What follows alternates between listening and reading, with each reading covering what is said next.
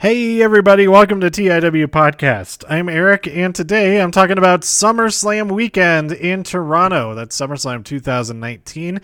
Also, I'll be talking about TakeOver Toronto the night before. Monday Night Raw episode 1368 the night after.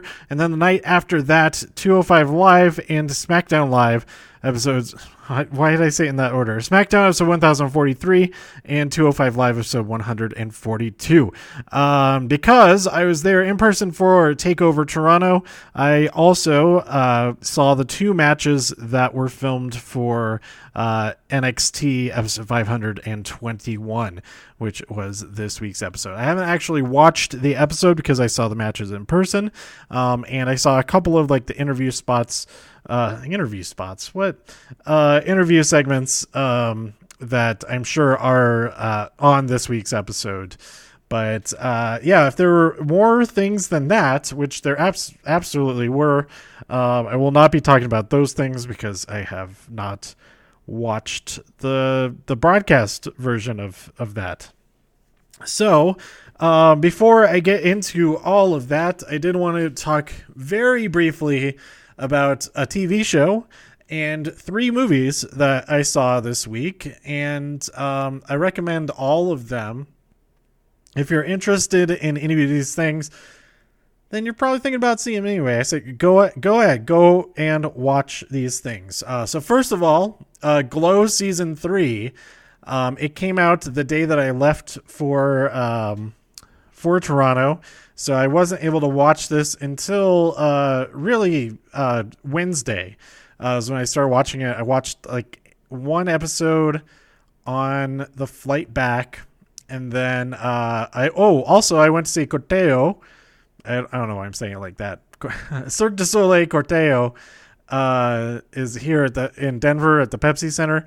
So I watched a couple of episodes on my way to and from that show, and then I stayed up like pretty much the rest of the night and watched the rest of Glow Season 3. It's really good. It takes place in Las Vegas, so it ties into Cirque du Soleil a little bit.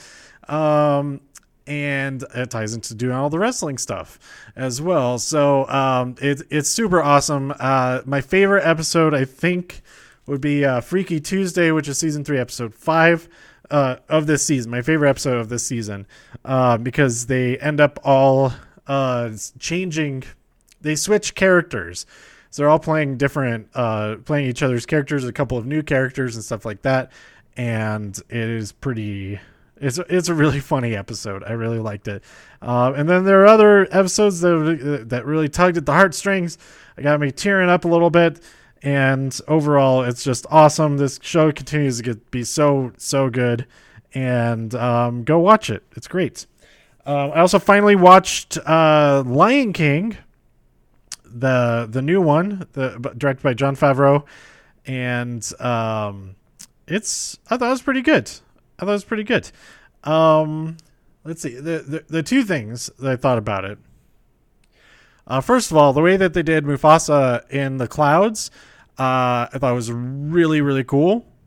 I liked it because it was not like animated clouds. It was, I don't know how to explain.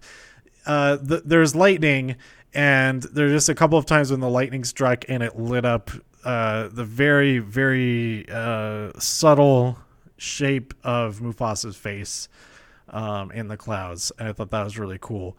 And then the other thing is, okay, there's 3 things. There are 3 things. I really liked Baby Pumbaa, who is as a little baby hog, is adorable. But I later learned that that is not the same type of animal. It is not a warthog. It is like a river hog. And so it doesn't match up. And there are also complaints about young versions of people in the next movie I'm going to talk about. So, get your stuff together. Cast the correct thing. They didn't cast an animal for that, did they? They could have. They might have. Then also at the end, there's a little baby hog that walks up to them and is excited to be there with the birth of Simba and Nala's child, baby lion, cub. cub. That's the word I was looking for. So at first I thought, oh, did they adopt a little baby pig there? And then I thought, oh, well, maybe.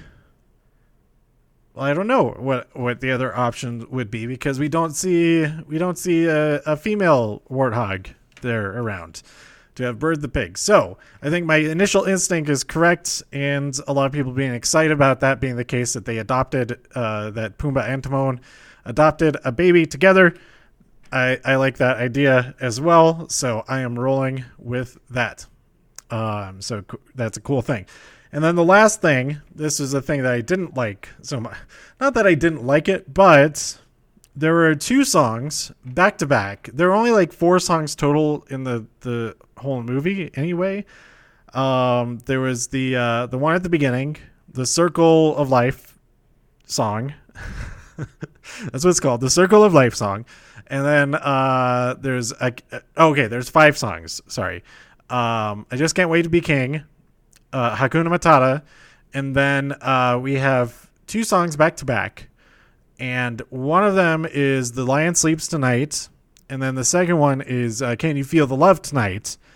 And they go right into each other. There's maybe like a minute of there not being a song between those 2 songs in a movie that only has like 5 songs. So anyway, that's fine. That's not the problem I have with it. The problem I have with it is that both of those songs have tonight in the name, in the title, and they're talking about things happening tonight. And both of them happen in broad daylight. It is not even like sunset time or anything like that. It's just completely daylight the entire duration of both of those songs. So, that's like... there had to be a discussion about that. I don't know. They're like, both of these songs, okay, they're both back to back. They're both about tonight. Let's shoot them in the daytime. Yeah, that'll work. So anyway, the next movie that I saw in the theater, I saw that on IMAX. That was awesome. This next movie I also saw on IMAX. It wasn't on IMAX the whole week before this, but it got moved to IMAX out of the off of the Dolby screen, because on the Dolby screen is We Built This City, I think is the name of the movie. It's the one based on Billy Joel's music. I feel bad if I may have gotten that completely wrong. I think it's about Billy Joel's music, but anyway, I saw this in IMAX.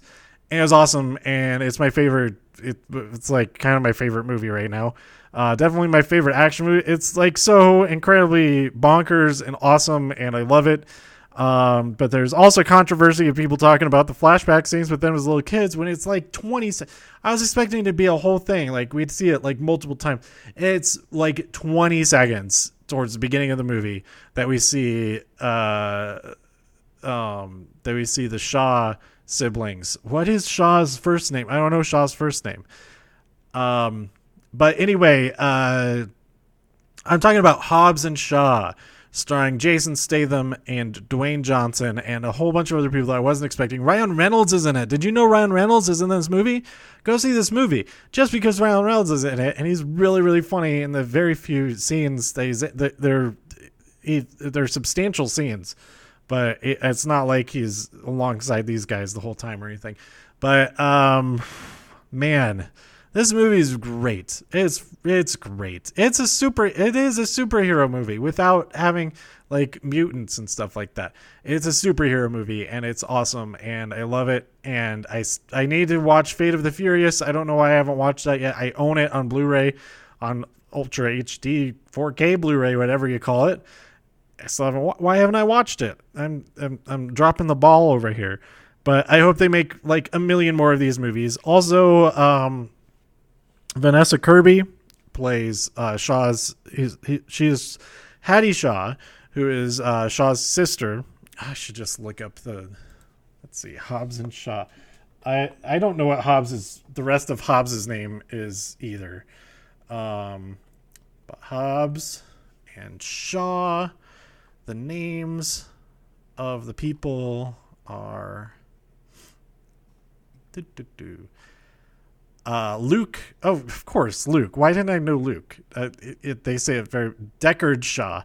It's Luke Hobbs and Deckard Shaw. Idris Elba is Brixton Lore, and he's cybergenetically enhanced terrorist working for Etion. He's a former MI6 field agent.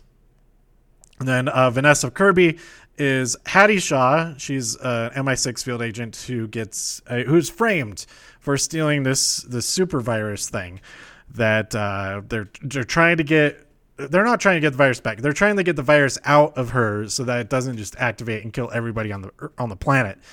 So they have to get a thing. They have to get a machine that can get it out of her before it activates. And so Vanessa Kirby is awesome. I need to see more stuff that she's in, and I hope that she's in like everything that is made from now on, and not just Fast and Furious from now on, but everything that is made from now on. What else has she been in? The only thing that I remember that I've seen her in is Mission Impossible Fallout. She's pretty badass in that. She's in Mr. Jones. I don't know anything about that film. And she was in Everest. I didn't realize that. She's in Jupiter Ascending. I don't think I've seen that. But excuse me. Also Me Before You is a pretty good movie. And some movies. Oh, of course. I've got it. How have I not watched The Crown? She's Princess Margaret on there. I've heard The Crown is really, really good, so I should probably check it out. Jumping backwards. The discrepancy thing that some people, I get, probably most of them are just jokingly upset about it, but I want to talk about it here because, it's like the real life person doesn't have to be exactly what the person in the movie is. Like that's what part of what acting is. And people are upset Jason Statham is like 50 and she's 35 and they're shown as like kids together at most like 5 years apart. And yeah, okay, fair. But, they don't say what their ages are, in as adults. And she could look really, really good for her age. And, he could just look really, really bad for his age. And that would explain it enough. Like you can see that in real life too sometimes. That just because that's their actual age doesn't mean that they can't. You know what I mean.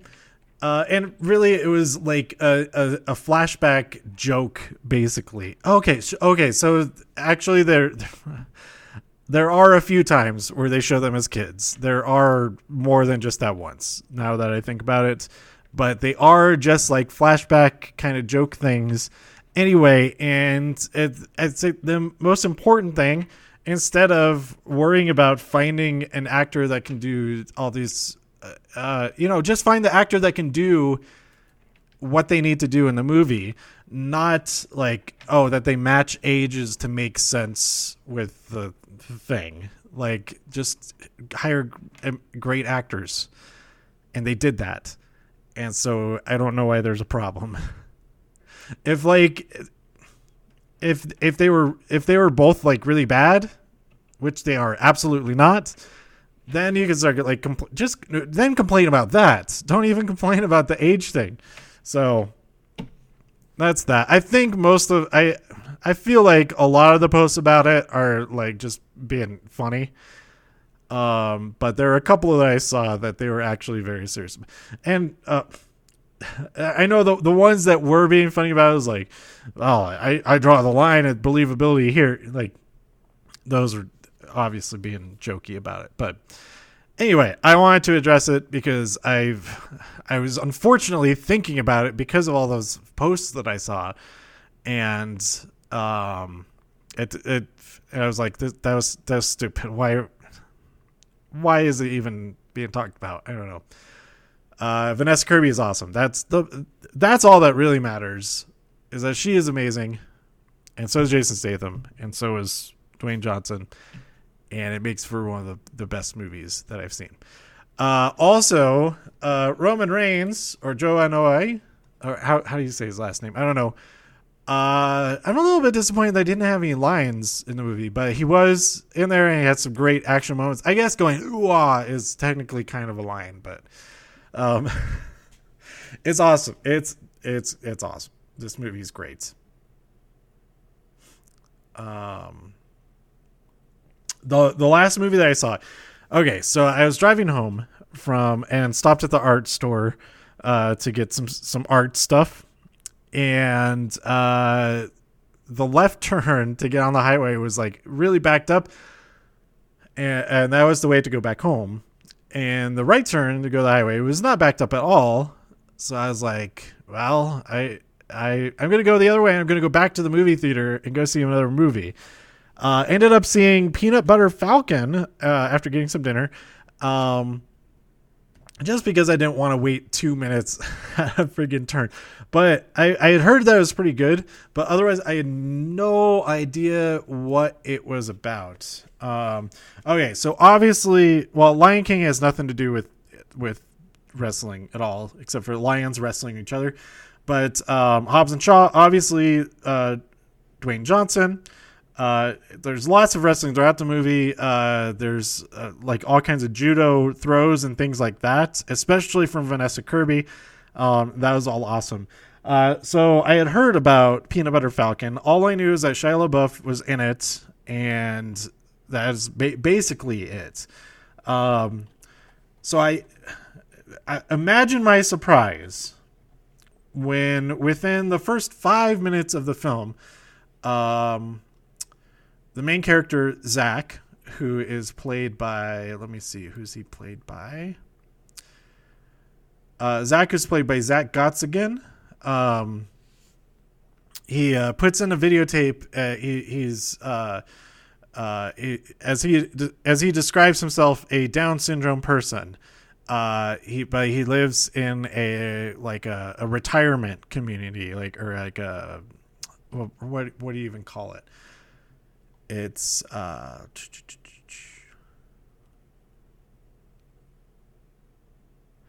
I didn't even realize that. That's how dumb I am. It's a modern retelling of the Huckleberry Finn story. Like, okay, that makes a lot of, that makes so much sense. And I kind of want to go see this again at some point. At the very least, I want to get this on Blu-ray. But let's see.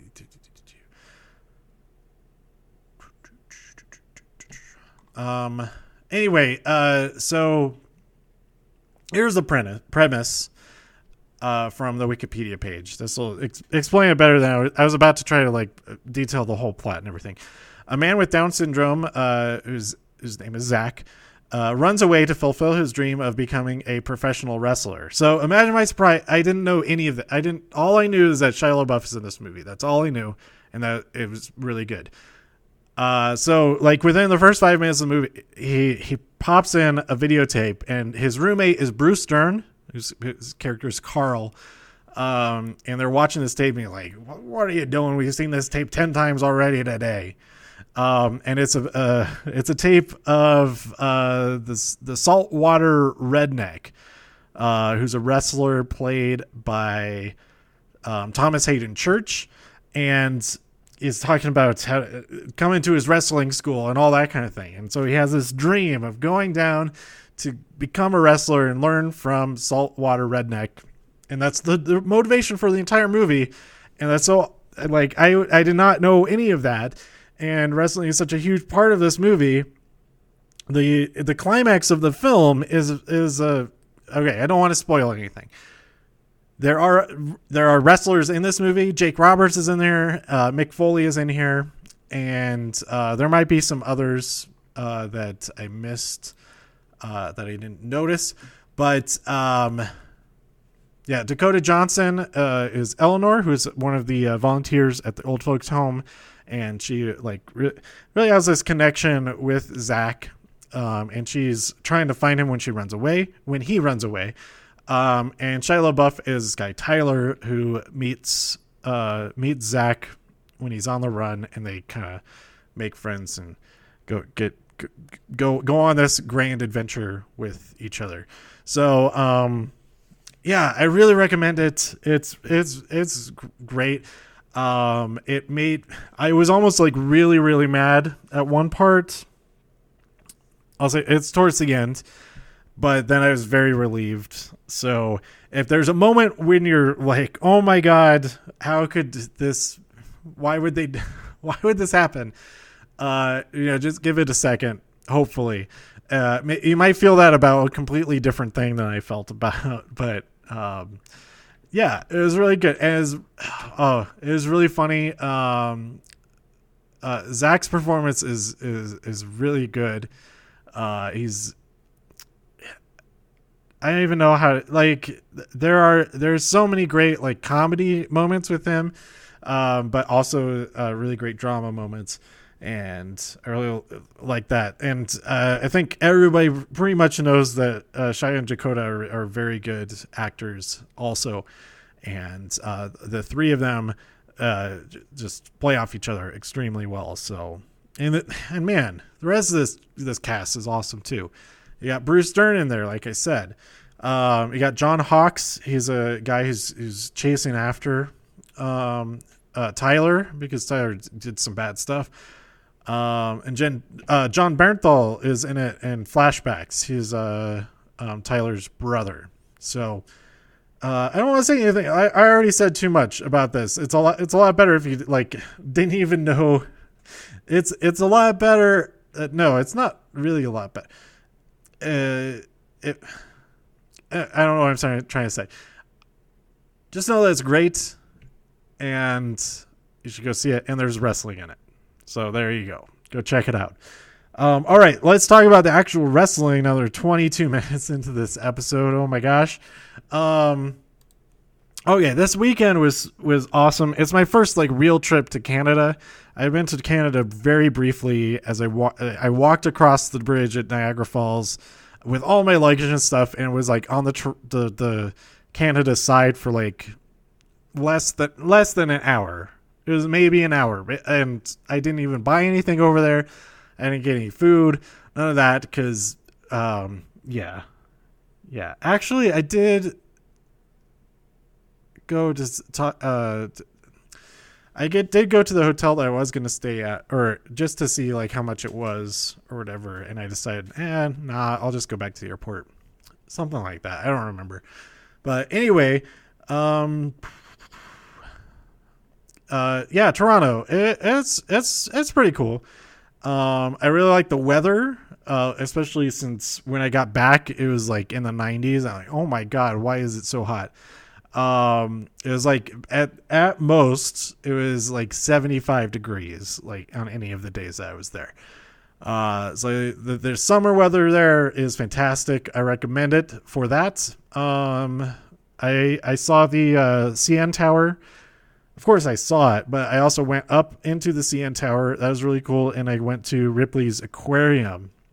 They had some cool fish and stuff. I met up a few times with Anthony, who is in the wrestling WhatsApp chat group that was spun off from the Reddit WrestleMania plans group. So everybody was talking about after WrestleMania. I didn't meet anybody from that group at WrestleMania. But like afterwards, everyone was like, oh, hey, let's all keep in touch, and who's going to SummerSlam and all that. And so Anthony and I got to talking, and like, all right, let's meet up when we get there, because we're both going to SummerSlam. He came all the way over from London. So yeah, it was really cool to hang out with him and, mostly just talk about wrestling and all the stuff that we saw throughout there. We did not have tickets together or anything. So that was kind of an interesting thing to like meet up with people, with him and some other people, to talk about what we had seen from our different vantage points and all that kind of thing. Some other people I met along the way of this weekend. Oh, so the CN Tower, I went up to the observation deck with Anthony on Tuesday morning, I think it was, and that was pretty cool. Yeah, I said the one downside to going up in the observation deck of a building is that you don't have pictures of that building because you're in it. That's like, you can't see yourself without a mirror, and there aren't mirrors of the gigantic building. Anyway, that was the one downside of it, but everything else about it was really cool. I thought I was going to be super freaked out walking onto the on the glass floor, because they have like it's basically like a window, but it has it's in sections, so it's not like one giant glass thing. I think if it was like that, and it's probably because I was imagining that's what it was like. So I thought I was going to freak out, but it was totally fine. Also, the windows are pretty like smudgy, and so like it didn't really seem like you're stepping out onto air, at least not to me.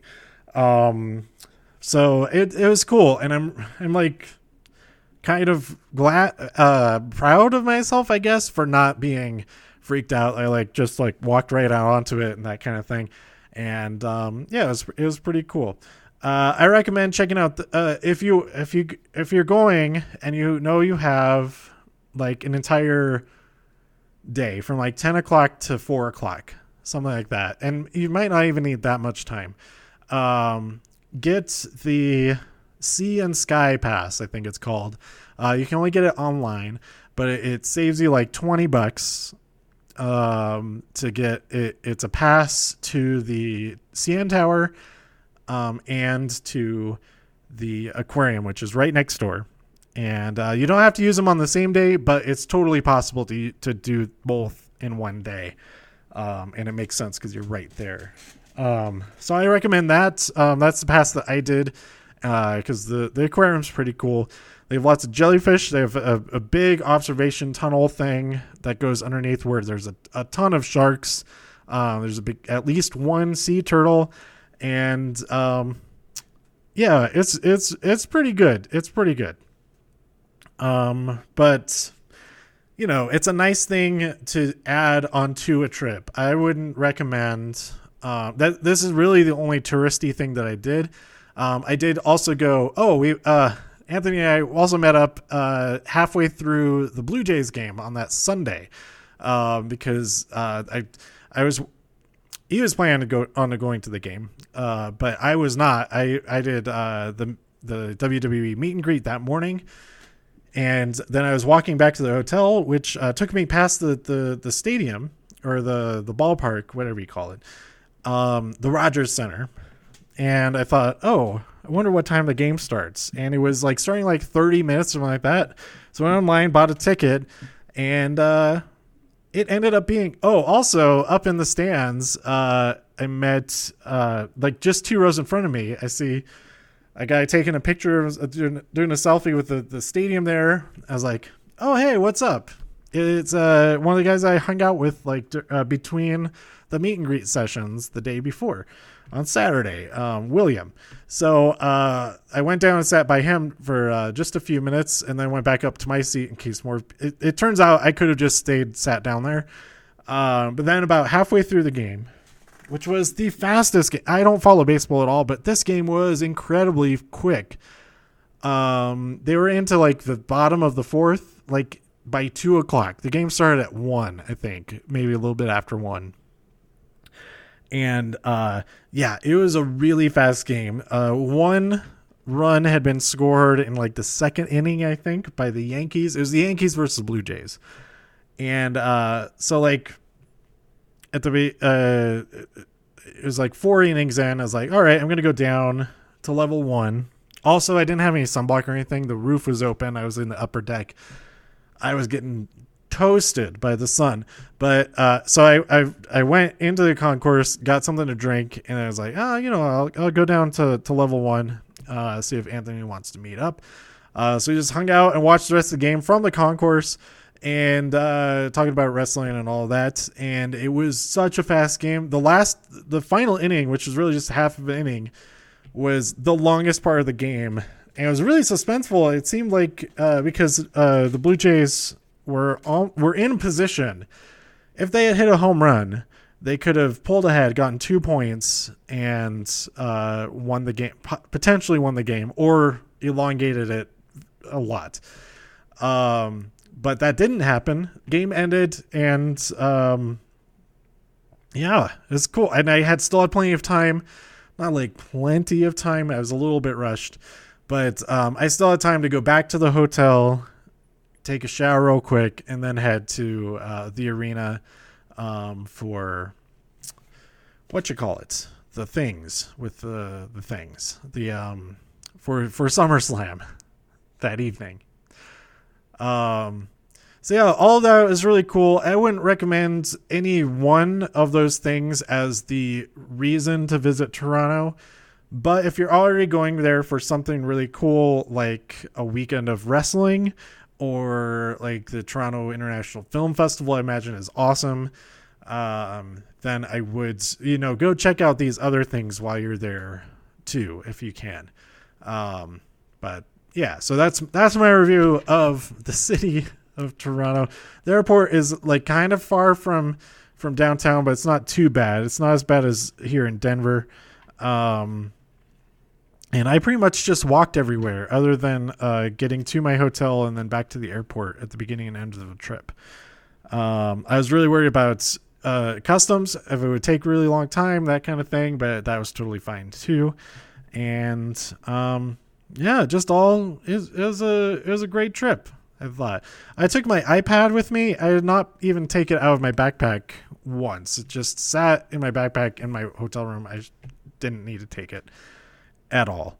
But I did play a little bit of Fire Emblem, just a little bit though. I'm still in part 1 of the story. How long is this story? It's crazy. Like, I think I have something like 70 hours already. Maybe not that much. I have a lot of hours logged on this game, and I'm still in part 1. I don't understand. I'm like trying to do like everything though. But Fire Emblem 3 Houses, it's awesome. It's on Switch. Go play it. Go buy it. Go play it. Okay, let's talk about we had the meet and greets. Those are really great. It wasn't as awesome as Access, the ones that I've been to, or at least the ones this year, because it was only photos and autographs. But that being said, they were all the same type of station. There wasn't a separate autograph station. There wasn't a separate photo station, which is good and bad. Because when they're photos only, it goes so fast, and also they only had the one person or one group of people per thing. So you could just get one photo per line that you wait in. Which ended up being all right. It works pretty much okay when it isn't super packed. When you have as many people as you have at WrestleMania weekend, though, the way they had it with the 3, you wait in line and get pictures with 3 people or 3 groups, whatever. I thought that worked really well for that. Also, waiting in line, I didn't really mind it as much, knowing that I wasn't missing out on other stuff, which is also a good and a bad thing. Because if there were matches going on like there have been at Access, there were a lot of times where I was like, damn, I missed that, because I missed all of Tony Storm's appearances in the ring because I was in line for stuff. So there is that's another trade-off as well, that there's not that stuff to miss. But that there's not that stuff to miss, But yeah, I didn't meet nearly as many people as I met WrestleMania, but I did do a bunch of the VIPs. So I got more pictures with Alexa and Becky, and Charlotte finally completed the cover of the comic book with the 4 horsewomen on it. I have all 4 signatures now. Now I can sell it for like $1 million. Now I can get it like framed and hang it up with, probably with the pictures of that I got with them. That could be kind of cool. But yeah, and I finally met AJ Styles. That was pretty cool. He was the only one that I met the entire weekend that I was like, I couldn't think of anything to say. I was just like, nice to meet you. I couldn't even get out a too sweet or anything like that. So yeah, that was really cool. I mean, even meeting like Christian, I was like, oh, hey, I just started listening to your podcast. I really like it. It's a lot of fun. And he's like, oh yeah, it's just stupid. And I'm like, that's why it's so great. And that kind of thing. I think he's the only legend I met all weekend. I met Santino Marella as well. But he was with another person from Sportsnet and Drew Gulak. So I was mostly talking to Drew Gulak and asking him to sign my cup. So this is this was my quest for the weekend, and it was quite successful. It was completely successful, actually. It all started Friday night. I'll get to the shows in a minute, okay? This is the last thing about the meet and greets, I think. But this takes... This is its own like saga right here. So it started Friday night. I saw that Ali had a pretty short line, and he was one of the first people that I met at WrestleMania New Orleans that weekend, and it would be cool to get to meet him again. I didn't mention that to him at all because I had this idea while I was in line. I'm like, oh, okay, I just have him sign a piece of paper, like do, and then I just have like a bunch of pieces of paper that have signatures on it, whatever. Or I just bought this cup, this SummerSlam cup, and I'm not going to meet anybody that's on this cup, probably. So, and they don't have it other than the Cruiserweight Championship itself. That's a lot to get. They don't have any Cruiserweight stuff. They need Cruiserweight stuff. So I'm going to ask Ali to sign on somebody else, whoever else he wants to. So I tell him that, and he's like, oh yeah, I could sign on like Finn Balor or something. So he signs on Finn. I'm like, oh, this could be something. So I also in that session, I think was Tony Nese and I forget who else was in that session, but Buddy Murphy. So yeah, Tony Nese, he signs on one of the guys, and then Buddy Murphy, I asked him, oh, could you sign on like Seth Rollins or something? So Tony Nese kind of didn't. He was like, oh, is that what we're doing or something like that? Because Ali was the only other one who had signed it. Buddy Murphy was like, oh, I'm going to sign on Brock.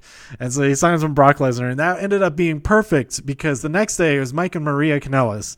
And I asked them to sign on Seth and Becky. And as they were signing it, Mike was like, oh, wait, I should have signed on Becky. Like revenge for earlier. But then Maria just kind of gave him a look. And that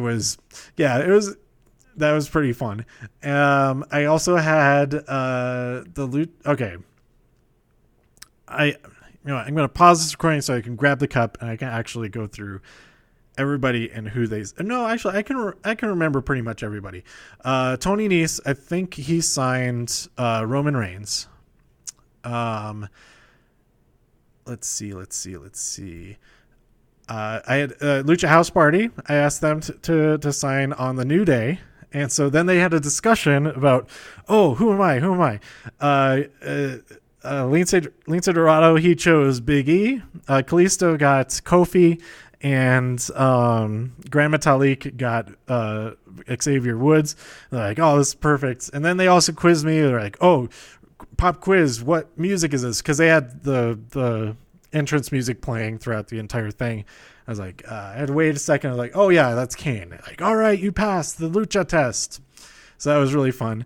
The Singh brothers, I asked them to sign on Braun Strowman and Drew McIntyre, and one of them was like, "Oh, that's perfect. He's exactly my size."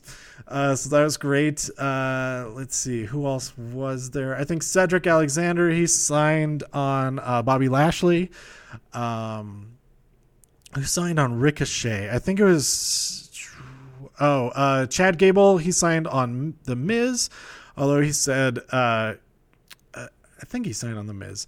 Ricochet was Jack Gallagher. But Chad was, "Oh yeah, I'll sign, but I'm not officially part of 205 Live." And I was like, "Oh, that, you know, your matches against Jack Gallagher were amazing.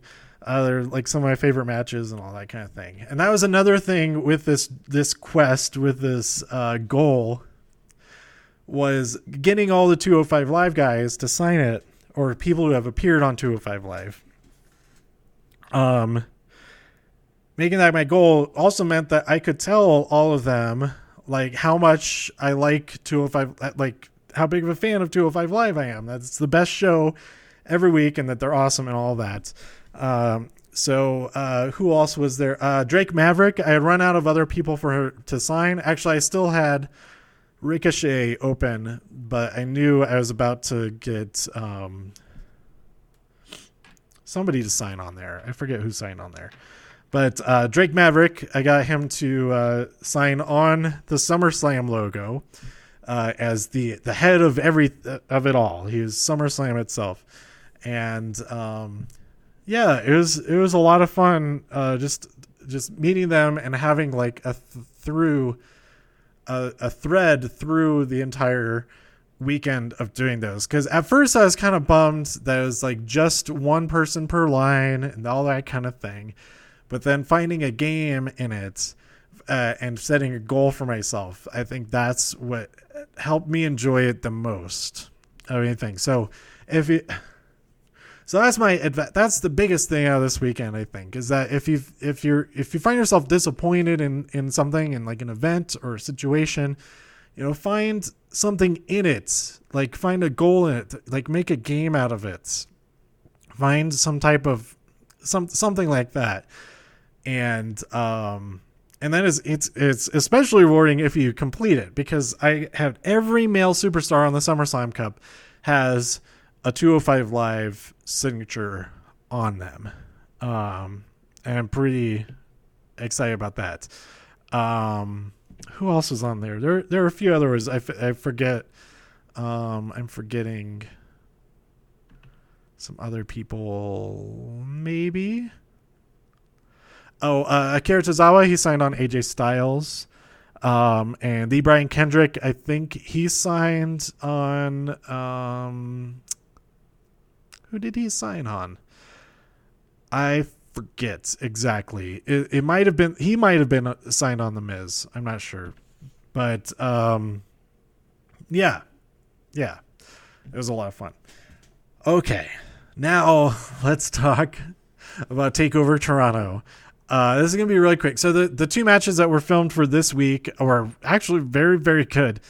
We had Breezango, Tyler Breeze, and Fandango defeat the Forgotten Sons, Wesley Blake and Steve Cutler in a tag team match. That was awesome. Man, Fandango is awesome. He has such great moments in this match. I'm really glad that he's back.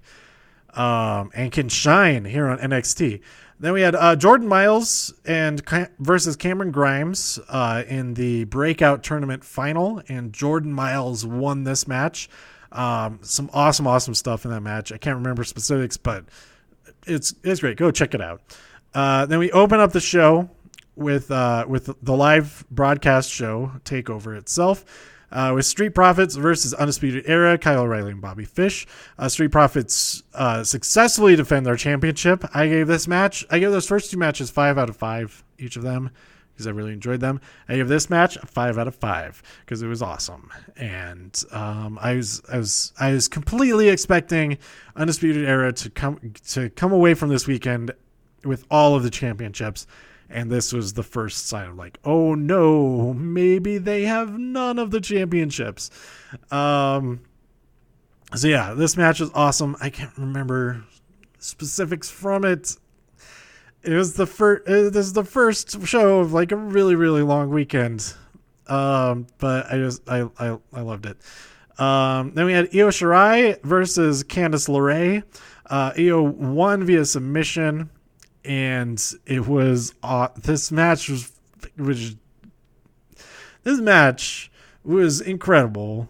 Go watch this match. It was the best match of the night. Maybe the best match of the entire weekend, the entire week.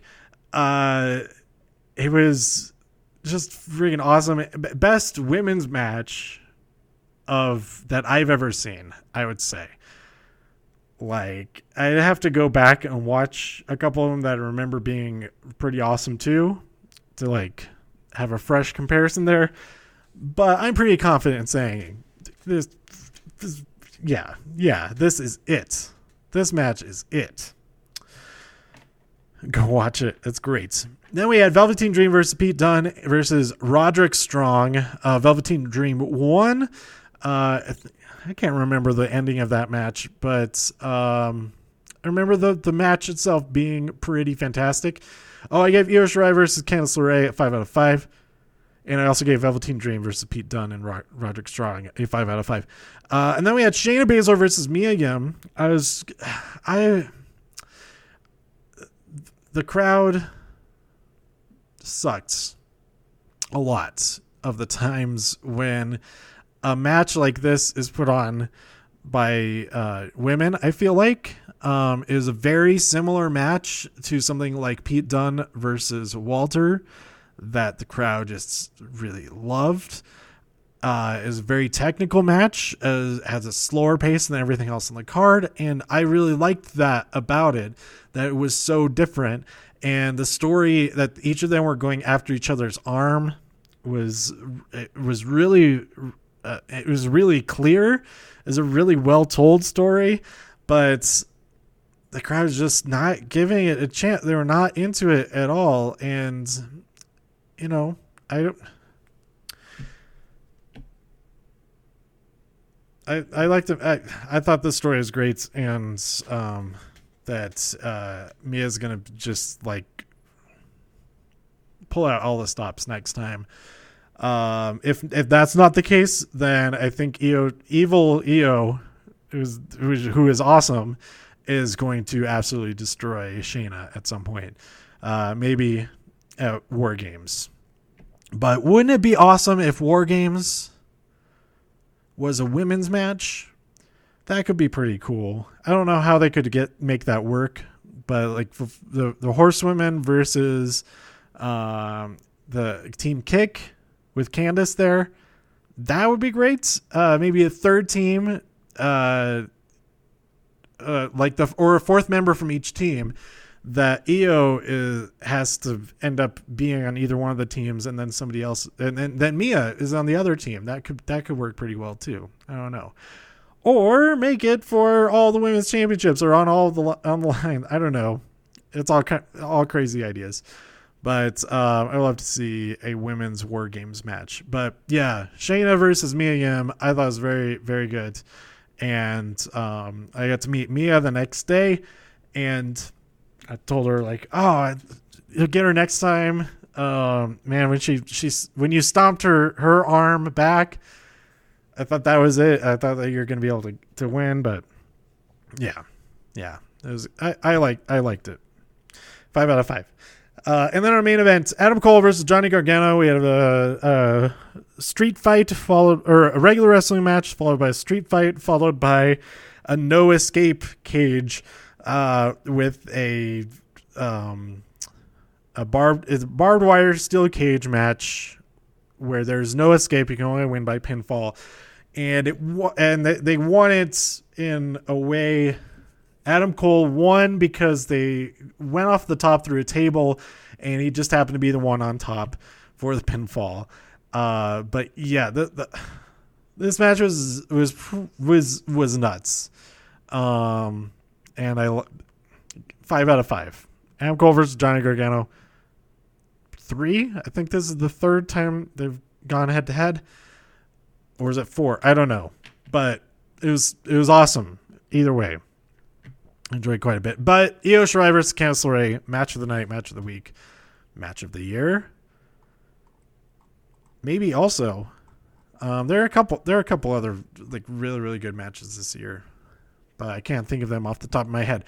Okay, so now let's talk about SummerSlam 2019. Drew Gulak versus Oni Lorcan. There's so many matches. There's 12 matches on here. My gosh. Drew Gulak defeated Oni Lorcan to retain the Cruiserweight Championship. That was a pretty solid match.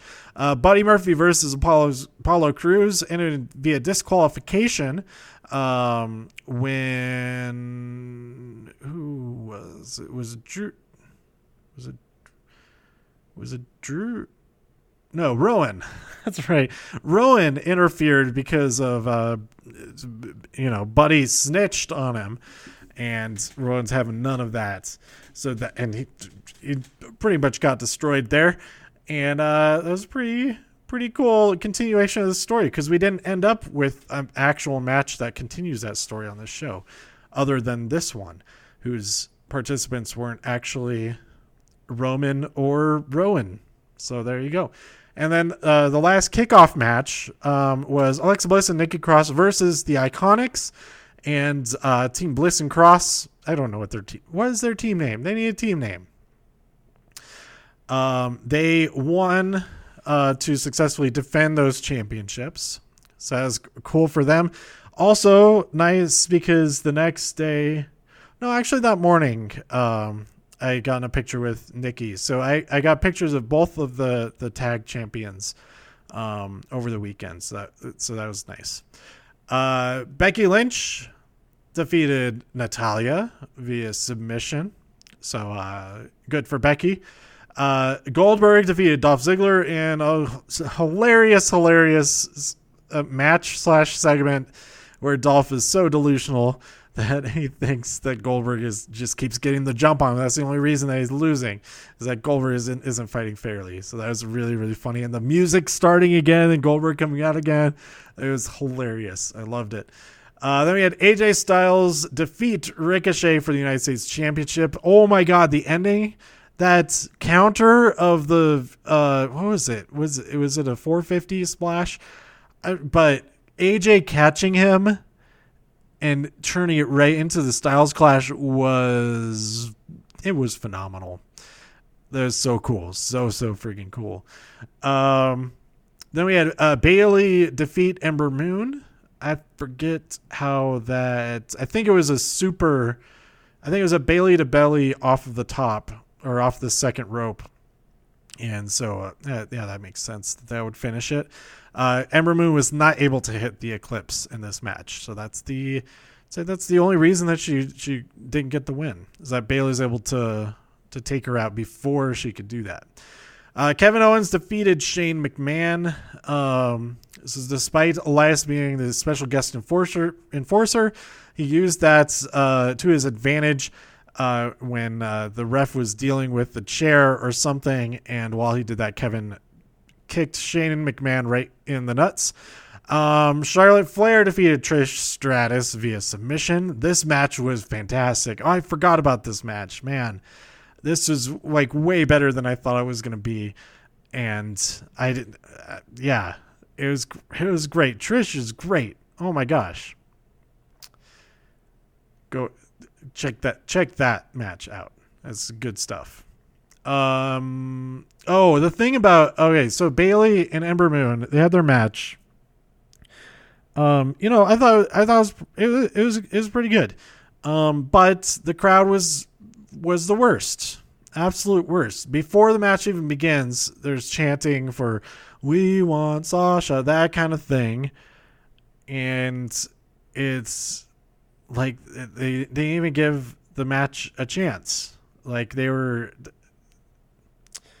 determined to be chanting about other things from the beginning.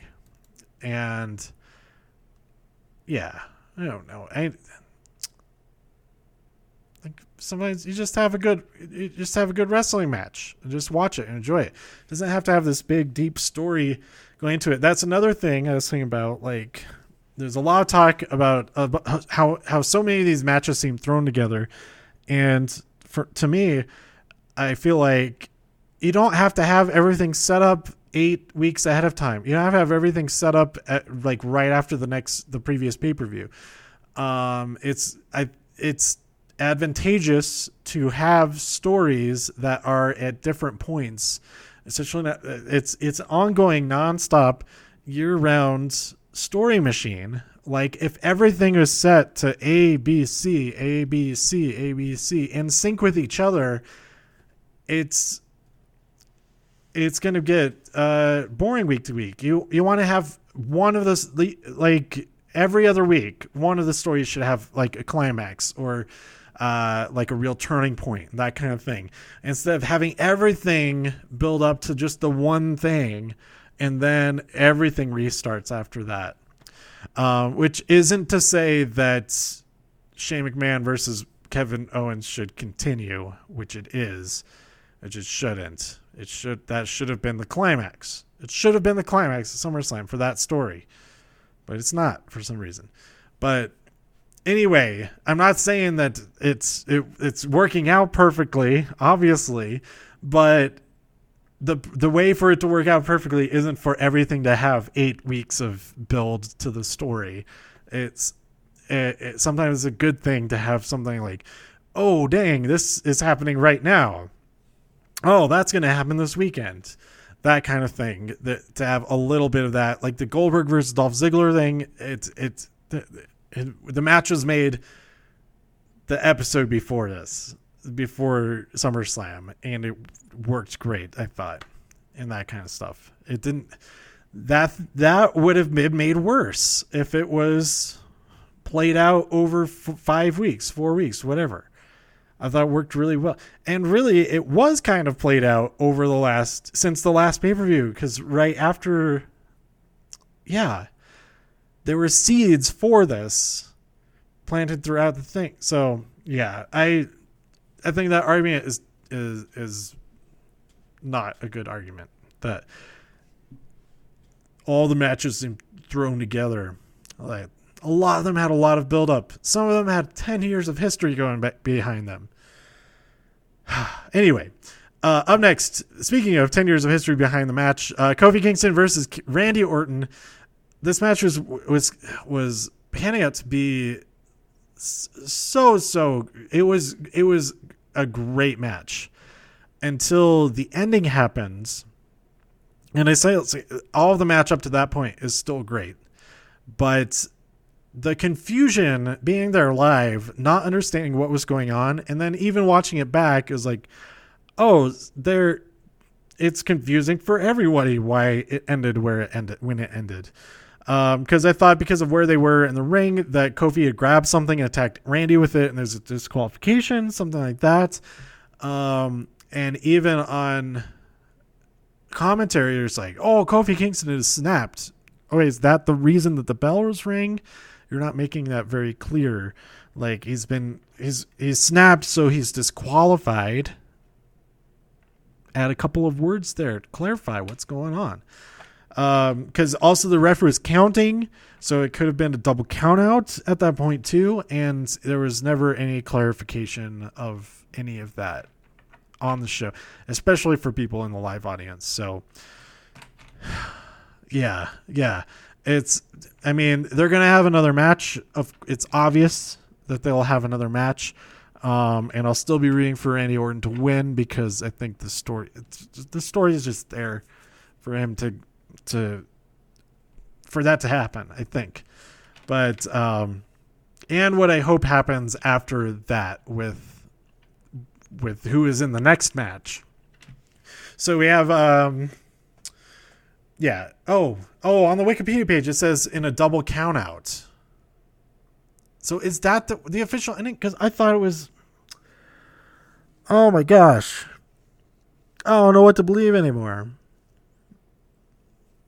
Is it because it was a double count out? They should have said those words at any point over the next few days. They could have said it was a double count out. Those words were not said. As far as I know, I don't think those words were said. Anyway, up next we had Finn Balor take on the Fiend Bray Wyatt, and oh my god, this is the coolest thing I've experienced in person. The debut of the Fiend. So the atmosphere, the crowd is so into it. They completely kind of redeemed themselves we redeemed ourselves. Saying like I'm separate from the crowd, but I did not participate in the Bailey and Ember Moon disrespect. I refuse to be associated with the crowd for that match, but oh man, the debut of the Fiend was so freaking cool, and the music, and when the lyrics kicked in. And I realized, this is a cover of his old song. This is so badass. And it's Code Orange Kids, I think, did this version of the song. It's so cool. And yeah, and then he just destroys Finn. Didn't completely destroy him. Finn did get some defense in, some offense in, which I was kind of surprised. I thought it was just going to be the Fiend is not a man, is an actual like supernatural force that is unflinching, but he ended up on his back and was about to get hit by the coup de grace, but maybe that was it. Maybe the Fiend was just toying with Finn at that point, because he got up and caught him out of the coup de grace in the mandible claw, took him out, pinned 1, 2, 3. Is not a submission, but Finn basically passed out so he could just pin him with his hand in his mouth. Let him into your mouth. That's what he means. Let me into your mouth. Gross. The one bad thing, or the one thing that wasn't, I thought for sure. Why is this being all noisy? I thought for sure there's a point where where the Fiend snaps Finn's neck, and I feel like that should have been the end of the match. Like Finn's just dead, but maybe that's just way too gruesome. But that would have, how badass would that have been? How insane would that have been if that was the end of the match? That Finn is just actually dead. His spinal column has been severed by the Fiend. Missed opportunity there. But man, that entrance was so freaking awesome. And the ending, if it didn't have the neck snapping ending, then the ending that it did have was super cool too. But yeah. Then we had Seth Rollins versus Brock Lesnar, and what ended up being, after the Fiend appearance, I tweeted like, "Hey, just remember, whatever happens next, just remember how freaking awesome this was, how freaking awesome the Fiend debut was, because it was amazing." But then this match ended up being like really good. Like I'd say is the best Brock Lesnar match that I've seen. Since he returned to WWE, and that was pretty great. It was pretty great. Seth, I mean, a little bit unbelievable, but you know what? It was better than the WrestleMania match, and I hope that Seth Rollins defeated him. He become the new Universal Champion. He is the only new champion from this entire week, which is kind of crazy. It's completely opposite of WrestleMania weekend, where Samoa Joe is the only person who was still champion after that week. So that was pretty interesting. I can't remember specifics from the Seth Rollins versus Brock Lesnar match. He kept like landing on his feet out of those release suplexes. That was pretty cool. And he didn't resort to the kind of stuff that he had to do at WrestleMania, So that was nice as well. It was really, yeah, it was good. It was real good. And my one hope is that we can see Seth Rollins not fighting injured. Like, I want him to be like just dominant for a few matches. Like, he just totally cleans house. Like, even if it's against, I don't know who he could go up against. Like, I just want to see him just be dominant for a little while before his next big fight. Like at Clash of Champions, he could fight somebody that he is much better than. Because I like seeing that Seth Rollins too.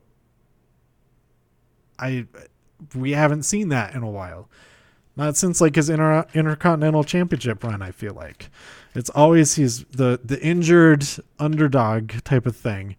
I wanted to see him being the healthy, dominant champion who's not fighting every night because he has to be scrappy and all that, but he's fighting every night because he's that good. That's the kind of fighting champion that I want to see for a while. I don't know. So, yeah, that was the shows, the pay-per-view shows. I did not take notes or anything for Raw and SmackDown 205 Live. But what I can remember from them, before SmackDown, there's a dark match, Ali versus Andrade, that was freaking awesome. And I really hope that because we have the King of the Ring bracket that's been released. King of the Ring is back. That's one of the things from the shows after SummerSlam. It starts next week. I'm super excited for it. They released the bracket for it. Let me see if I can pull it up here. Let's see. It's King of the Ring 2019 bracket. Here we go.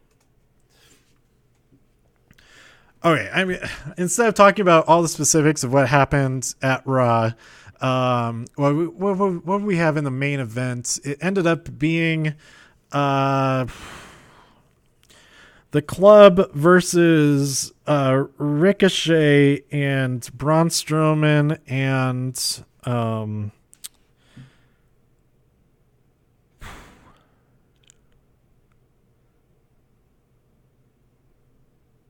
is Ricochet,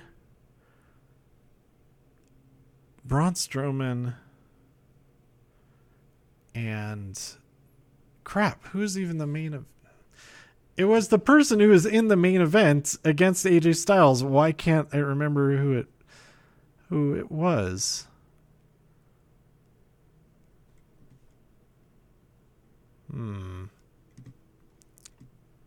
Let's see here.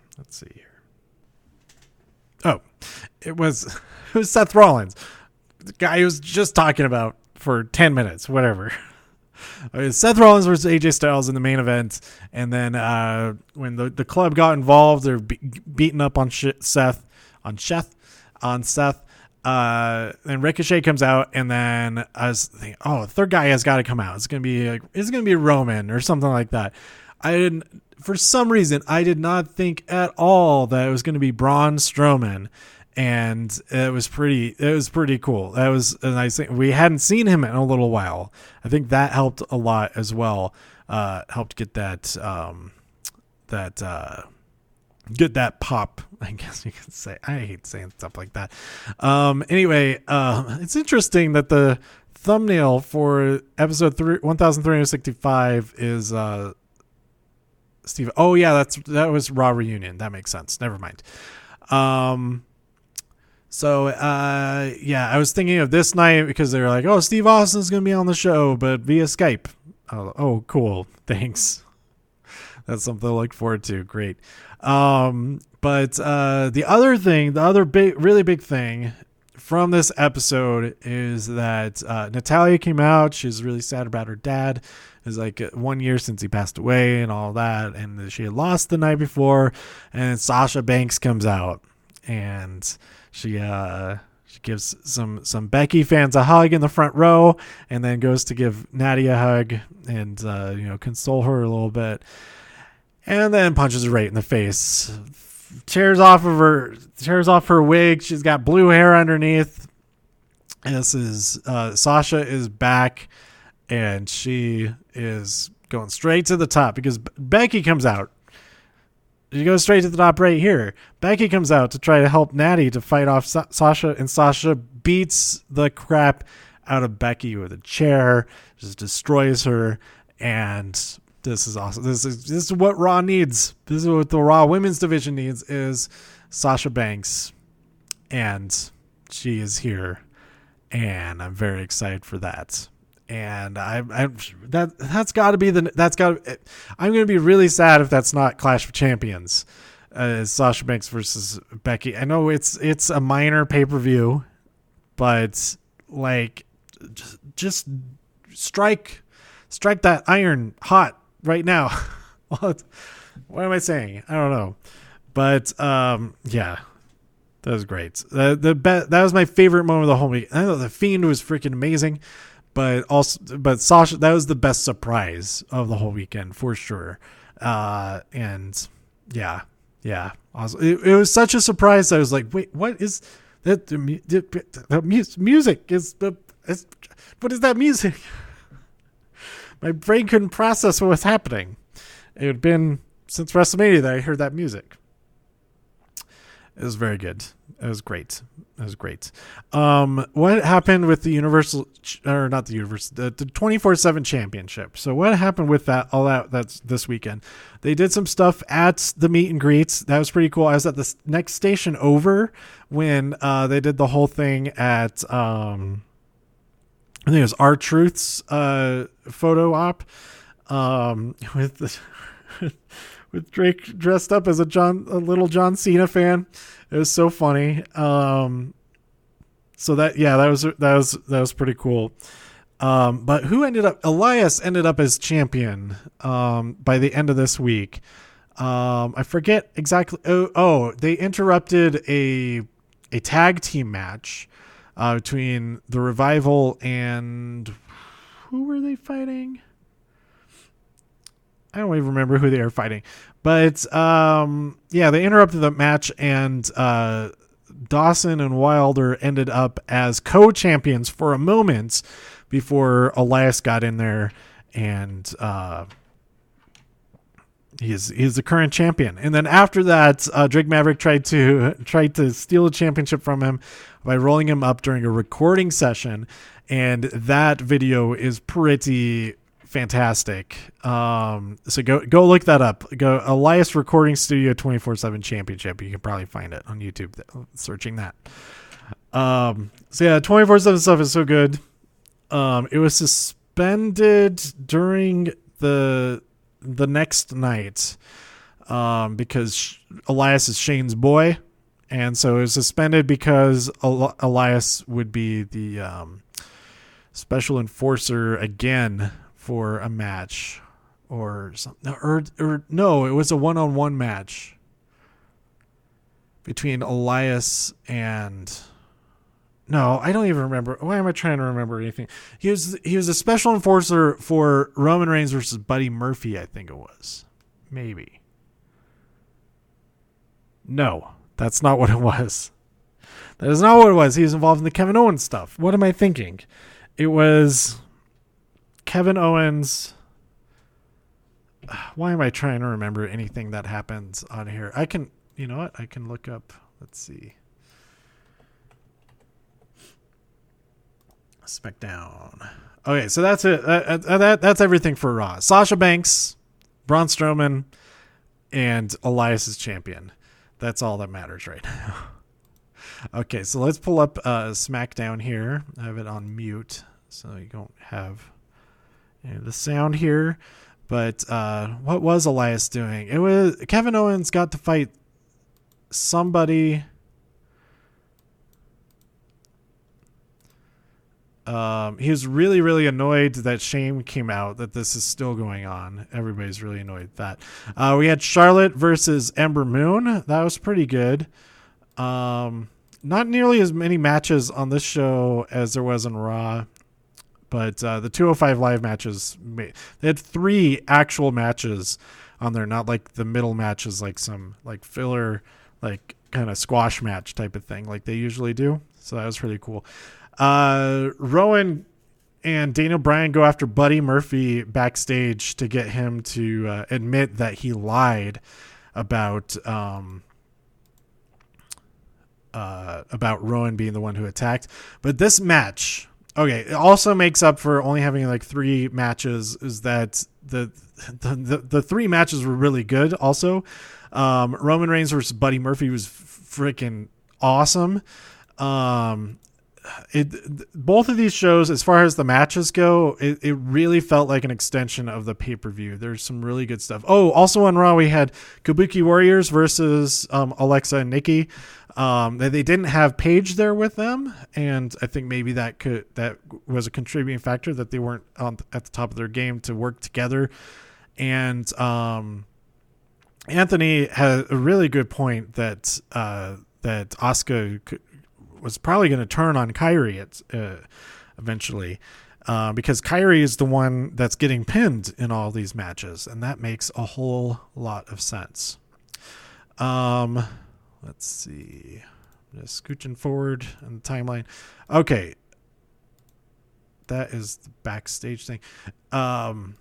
Poor Buddy Murphy is just getting destroyed. Getting destroyed by all these guys. We were going to have the New Day versus Revival, but Randy Orton comes out and says, well, why don't we make this a 6-man tag team match? And it was really good. Randy's so good. He's so freaking good. Why was Elias his... Oh, that's right. It was Kevin. There were 4 matches on the show. Elias is a special enforcer again, but for Kevin Owens versus Samoa Joe. That's right. Got it. Check. So yeah, that pretty much that covers all of what happened on Raw and SmackDown. 205 Live. We then had the main event was Drew Gulak versus Oney Lorcan again, with even more time than they had on the kickoff show on Sunday. That match was awesome. We also had, let me look up.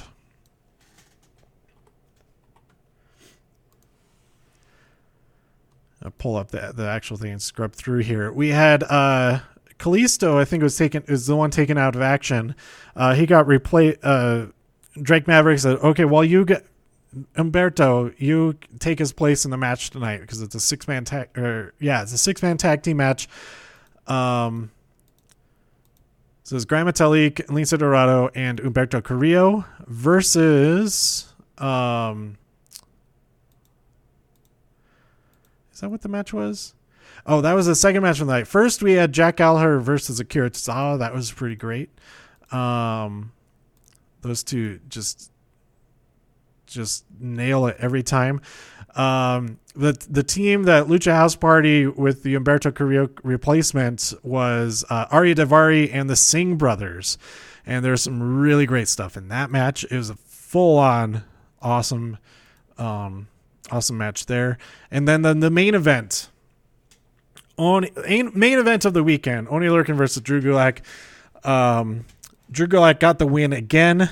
But Oney Lorcan did not. I don't think he tapped out. Let's see here. Looking back, he's got him in the the Gulak, and Oney just loses. He's searching for the ropes. He can't see because his eyes are right in his armpit. He did not tap out. He is knocked out. And so the door is wide open. Oney's going to win this someday.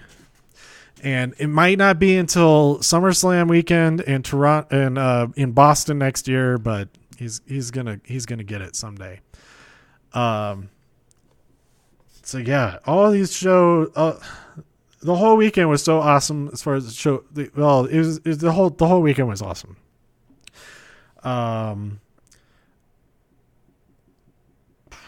I don't even know what I was going to say, like go into after this. Oh, the King of the Ring bracket. So let's talk about moving forward. The main thing that we know about is the King of the Ring tournament bracket has been released. This is released on Friday. I'm recording this on Saturday, but we have the two halves that I assume will take place on their respective shows. We have the Raw half. The first round is Cesaro versus Samoa Joe. We have Ricochet versus Drew McIntyre, which I was really surprised there that one of them, those two were my favorites for the entire thing, but one of them is going to be out of the tournament right away. That'll be interesting. Cedric Alexander versus Sami Zayn, and The Miz versus Baron Corbin over on the Raw side. Corbin we haven't seen in a while. Maybe he'll be sporting a fresh look. Maybe he'll win us over with a new attitude and all that. We'll see.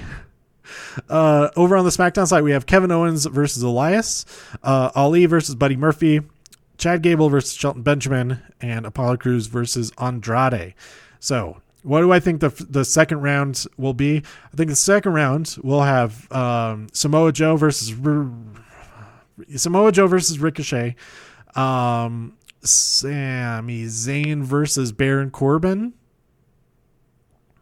or Cedric Alexander versus Baron Corbin, Kevin Owens versus versus Ali, let's say that, and Chad Gable versus Andrade.